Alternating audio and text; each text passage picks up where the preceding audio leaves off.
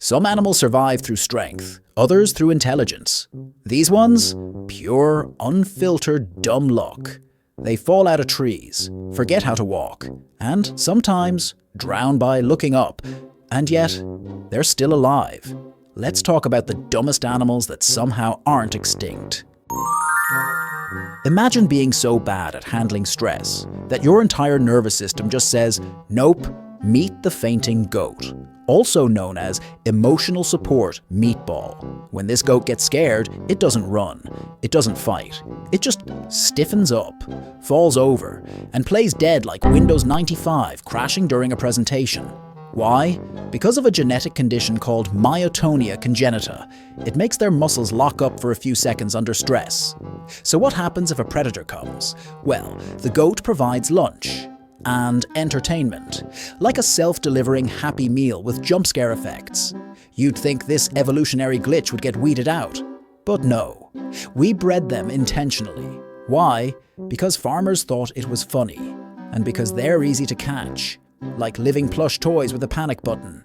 If anxiety had hooves and lived on a farm, it would look like this. Let's talk about romance. And by romance, I mean death by horny. Meet the male praying mantis, nature's bravest simp. He approaches the female with one goal in mind, and a second, unspoken goal. Maybe she won't eat me this time. Spoiler, she will. During or after mating, the female often bites his head off. Literally. Decapitation as pillow talk. You'd think that would ruin the vibe, but no. The male keeps going, without a head, because his body doesn't need a brain to finish.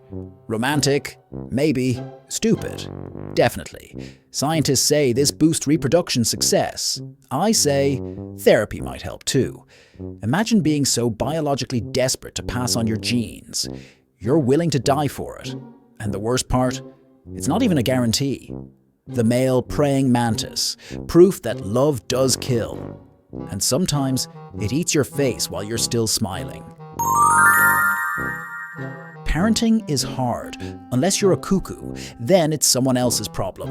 The cuckoo bird doesn't build nests, doesn't raise its babies, doesn't even say thank you. She flies around, finds a random nest, and drops her egg in like it's Amazon Prime. Sometimes the eggs don't even match the host's eggs, but she doesn't care. Not my kid, not my nest, not my problem. And the best part? The baby cuckoo hatches early and pushes the real babies out, like a tiny feathery mob boss. Sorry, Brenda, your chicks fell out the window. I live here now. The foster parents still feed it. Even as it grows twice their size, still no questions asked.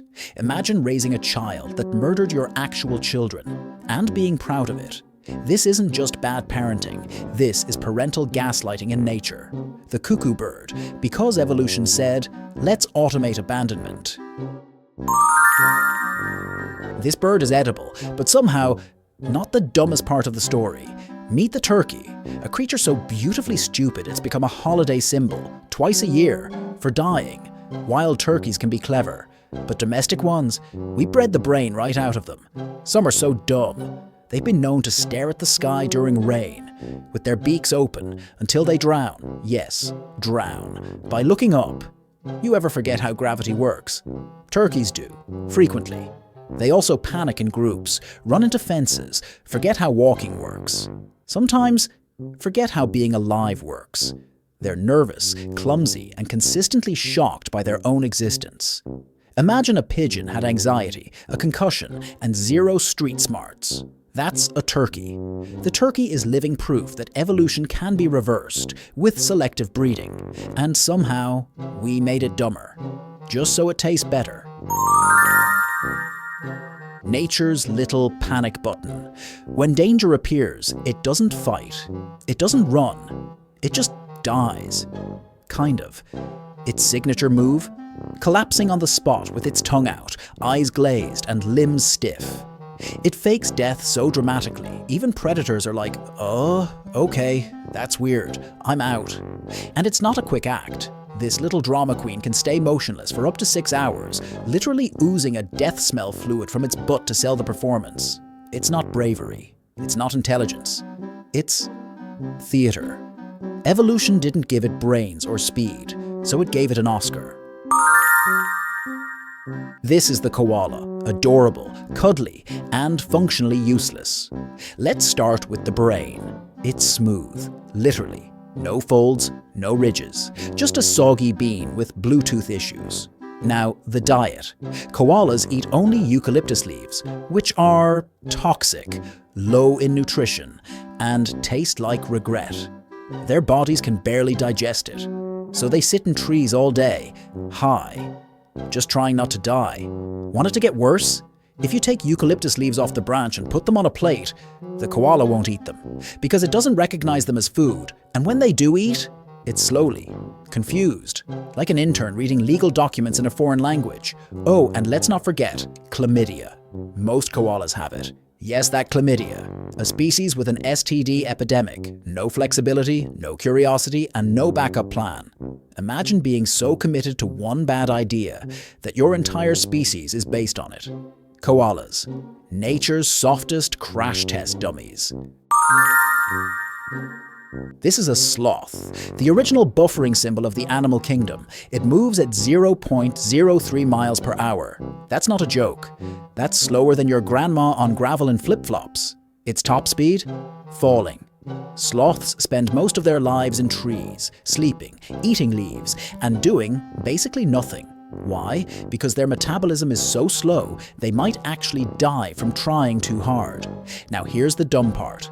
Sometimes a sloth grabs its own arm, thinking it's a branch, and lets go of the actual branch, and falls. That's right, it confuses itself, and loses. Also, it poops only once a week, on the ground, where predators can catch it, and it still goes down, every single time. Imagine having only one life or death moment per week and still failing. The sloth is nature's reminder that survival doesn't require hustle. Sometimes it just takes absolutely no ambition and dumb luck.